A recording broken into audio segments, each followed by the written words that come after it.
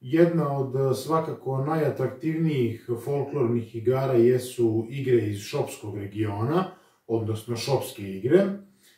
Ja ću ovom prilikom odsvirati samo jedan mali segment, tačnije uvod u šopske igre, iz prostog razloga da ne bih pravio buku u zgradi i da ta svirka ne bi trajala 45 minuta, naravno, pošto je u pitanju koreografija.